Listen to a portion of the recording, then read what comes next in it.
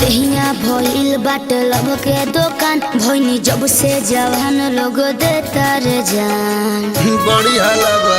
अच्छा पूरा देहिया भइल बाटे लब के दुकान भइनी जब से जवान लोग देता रे जान पियहतारू पानी रानी ही गोरतारू कहवन पियहतारू पानी रानी ही गोरतारू तहार भइल बा जवानी कटा बियाह बिना बिगहरतारू तहार भइल बा जवानी कटा बियाह बिना बिगहरतारू। तनी होश में बोला।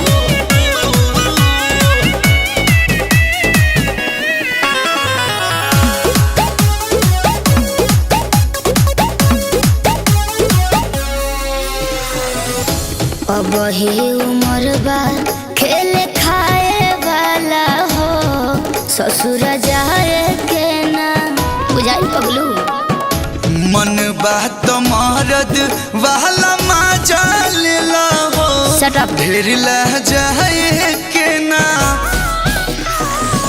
अब ही उम्र बा खेले खाए वाला हो ससुर जाए के ना मोहन बात मरद वाला मजा लेला हो ढेर लह जाए के ना कियावा फेरे दाना जार काहे की गोरतारू तहार भइल बा जवानी कटो दिया बिना बिगहरतारू।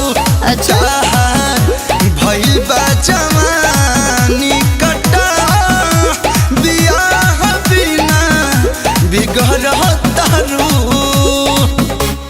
तहार भइल बा जवानी कटा।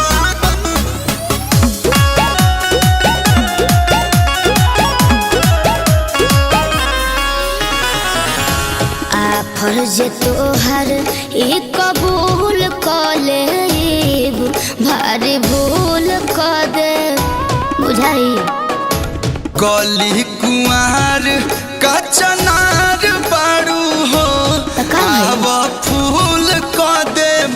चल हटन ना फर्ज तोहर ई कबूल कर लेब भारी भूल कर दे कली कुआर का चनार बाड़ू हो अब फूल क देव।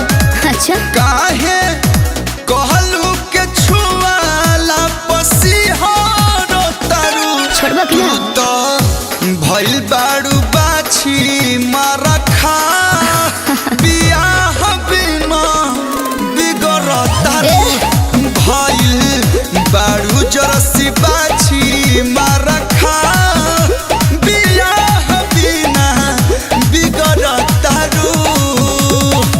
टिक दे त टिक जइबू।